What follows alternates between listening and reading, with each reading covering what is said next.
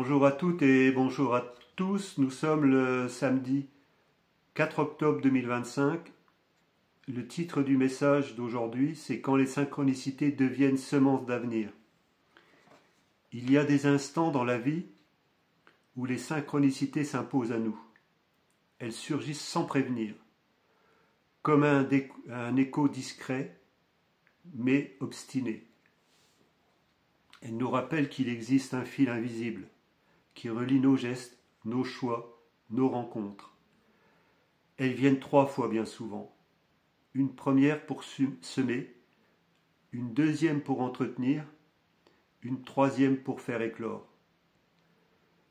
Bien souvent, ce sont des guidances personnelles qui reviennent par relents, et j'ai déjà bien compris ce que ça voulait dire aujourd'hui. J'ai mis quand même quelques années à bien identifier le processus, mais en fait, il faut extrêmement patience. Maintenant, on les voit.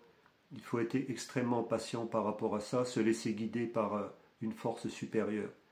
Et après, on découvre en finalité que tout est juste. Si on se laisse guider, si on comprend bien le mécanisme en général des 3 synchronicités, en fait, tout coule de source. Pas forcément comme on le voudrait, mais en tout cas, tout coule de source. Et c'est le cas de le dire.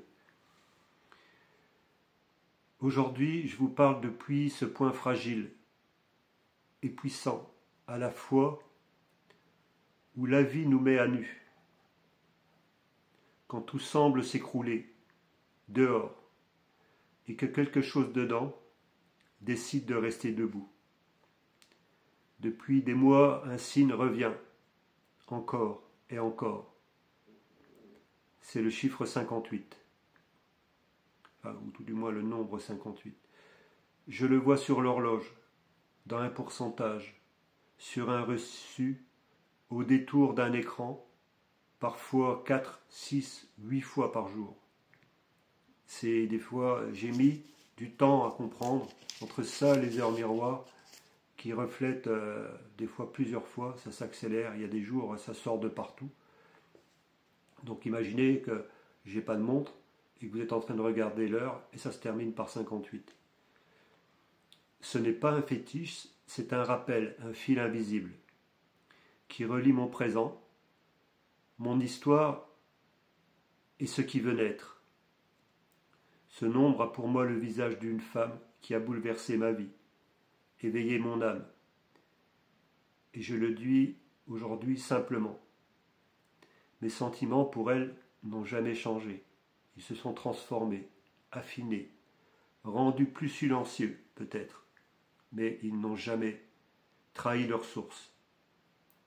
Et si la vie devait décider qu'un autre chemin s'ouvre, je saurais offrir cet amour à la femme qui m'est destinée, avec la même loyauté, la même intensité, la même exigence de vérité. Parce que l'amour, le vrai, ne se gaspille pas, il se transmet, il irrigue, il bâtit. On me demande parfois pourquoi parler de signes, de synchronicité, alors que le monde brûle. Justement, parce que ces signes nous apprennent comment bâtir. Ils m'ont appris que la vie procède par 3 mouvements. Une première impulsion qui sème, une fidélité quotidienne qui entretient, puis une maturité patiente qui fait éclore. Et cela, je l'ai compris aussi à travers une image simple, la graine. On pense souvent que la graine invisible attend dans le noir jusqu'à germer. Mais la différence essentielle est là. La graine que nous choisissons est visible au départ. Elle est notre intention, notre état d'esprit, notre manière d'entrer dans l'acte. Si nous mettons dans la terre une graine de haine, nous ne devons pas nous étonner de récolter les ronces. Si nous mettons une graine de paix, nous devons accepter le temps, l'eau, les saisons, l'invisible travail des racines. Après l'avoir enfoui, vient l'impatience. Nous guettons, nous doutons. Parfois il faut des semaines, des mois, parfois davantage. Et même lorsque le germe paraît, rien ne garantit encore la forme, la beauté, ni même la descendance de l'arbre. C'est alors que se joue le second mouvement, entretenir, revenir, arroser, protéger du gel, dégager les cailloux, enlever les mauvaises herbes. Puis vient le troisième, l'émergence.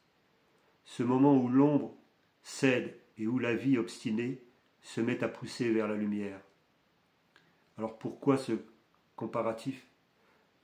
Il est criant, extrêmement criant, de similitude.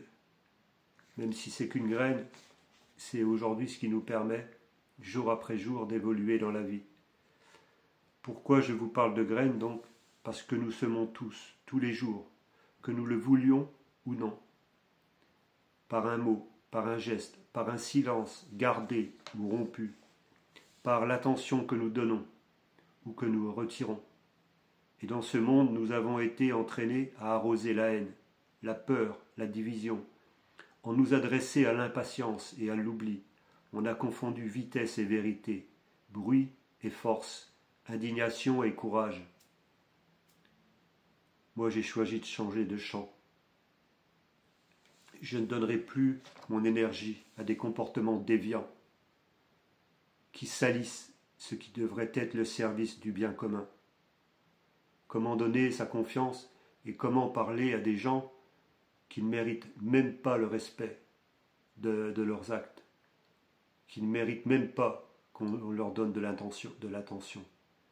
Aujourd'hui, c'est des gens qui, pour certains, on parle de pédocriminalité, de trafic de toutes sortes.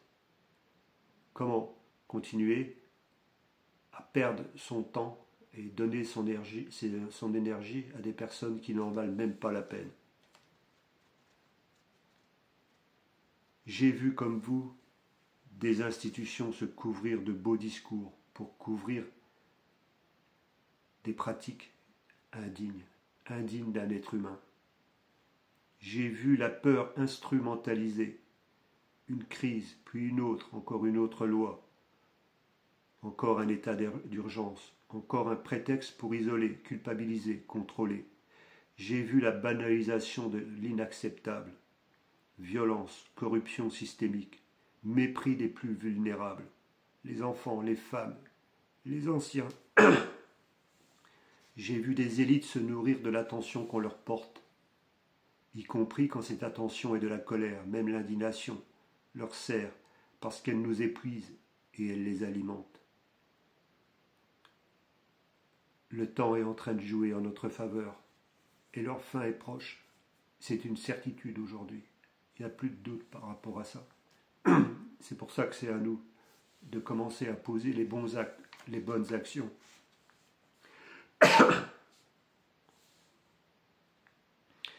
Alors j'ai pris une décision intérieure claire.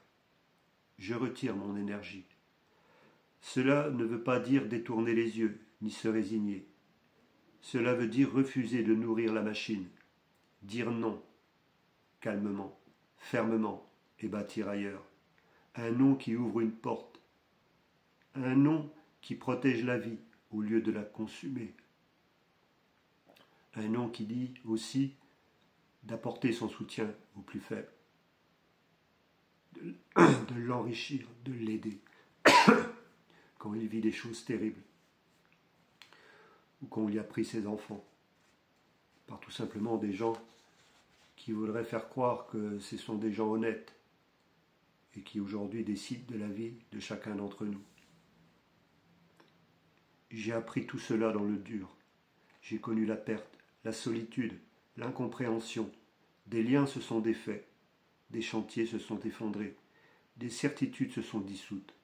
Quand tout s'écroule, on croit mourir. Mais en réalité, quelque chose naît. On rencontre cette part de soi qui, privée d'appui extérieur, s'adosse à l'essentiel. C'est là que j'ai compris que l'abandon n'est pas une défaite. C'est un passage. Lâcher prise, ce n'est pas renoncer. C'est laisser la vie reprendre le gouvernail. Accepter de ne pas forcer la porte, de ne pas tirer sur la tige pour faire pousser la fleur plus vite. C'est là que la confiance se fabrique, dans la nuit, pas en plein soleil. Cette femme qui a traversé ma vie a été une révélation.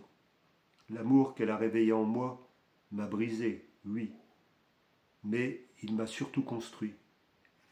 Il m'a montré ma vulnérabilité, mes peurs, mes zones d'ombre.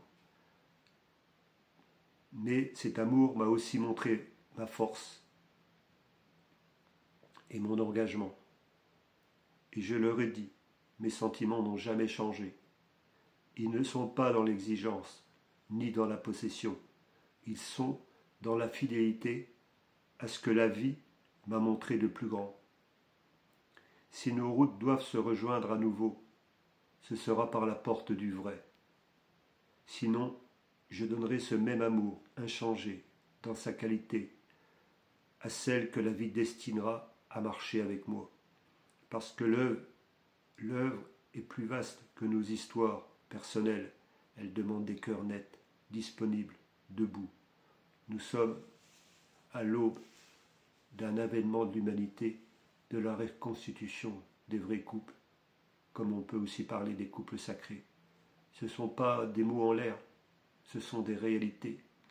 C'est du niveau spirituel, une élévation de conscience. Alors aujourd'hui, que faire concrètement? D'abord changer de semence. Cesser de partager ce qui nourrit la peur et la haine. Cesser de donner de l'écho à ce qui avilit. Parler de ce qui élève. Mettre en valeur ceux qui soignent, qui éduquent avec douceur, qui réparent, qui inventent. Ramener la conversation à l'humain, à la famille, au couple, comme noyau d'une société nouvelle. Remettre à l'honneur la parole tenue, la main tendue, le voisin qu'on écoute, l'enfant qu'on protège, l'ancien qu'on honore. Ensuite, entretenir un projet concret, chez soi, un jardin partagé. À qui on achète, qui on soutient. Dire non aux chaînes invisibles qui nous lient, l'addiction à l'écran, à l'opinion des foules, aux promesses faciles de ceux qui veulent parler pour nous. Apprendre à réduire notre dépendance à ce qui nous tient en laisse. Cela passe par des petits gestes répétés, et c'est là que la patience se forge. Enfin, accueillir l'émergence. Quand la graine lève, elle est fragile. Elle a besoin d'un climat intérieur qui la protège. Moins de cynisme, plus de gratitude. Moins d'ironie, plus de bénédiction. Nous n'avons pas idée de la puissance d'un cœur apaisé sur son environnement. C'est la vraie contagion, celle de la paix. La paix n'est pas tiède, elle est radicale. Elle refuse la compromission, comme la haine. Elle choisit la clarté, la vérité, sans violence. Certains me diront, tu n'as pas des millions d'abonnés, tu parles dans le désert. Mais l'histoire du monde ne change pas par la foule. Elle change par une minorité déterminée, parfois par une seule flamme qui s'obstine à ne pas s'éteindre. Et je vois dans vos messages, vos partages, vos regards, des germes partout. Des personnes disent « je n'osais pas, maintenant j'ose ». D'autres « je me croyais seul, je ne le suis pas ». D'autres encore « je commence petit, mais je commence ». C'est ça le nouveau monde, il a déjà commencé. Je n'idéalise pas, nous portons encore des deuils. Nous porterons encore des deuils. Nous connaîtrons encore la morsure de l'injustice. Nous traverserons encore des nuits. Mais nous n'y traverserons plus de la même manière. Nous apprendrons à ne plus verser notre huile sur le feu des impostures. Nous apprendrons à vêtir notre colère d'intelligence. Nous ferons de nos pertes des lieux de passage. Nous ferons de nos fidélités des ponts. Je termine comme j'ai commencé, par la graine et par l'amour. Si vous semez aujourd'hui une graine de paix, faites-le consciemment. Choisissez-la au grand jour. Dites-le, bénissez-la, offrez-la. Puis ensevelissez-la dans la terre du silence.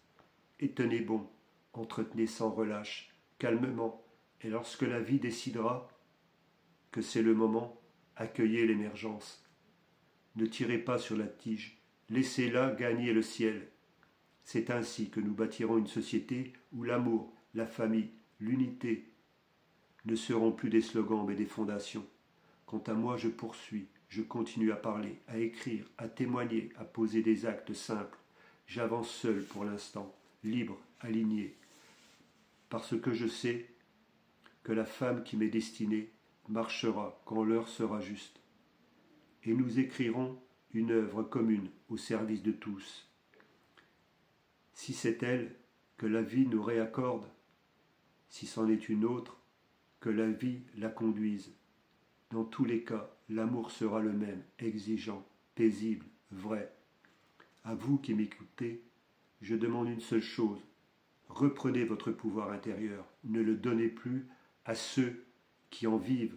Semez, entretenez, laissez éclore. Refusez la peur, nourrissez la confiance. Chaque jour, soyez la meilleure version de vous-même. Pas parfaite, simplement vrai. Le monde a besoin de votre paix, comme d'un pain quotidien.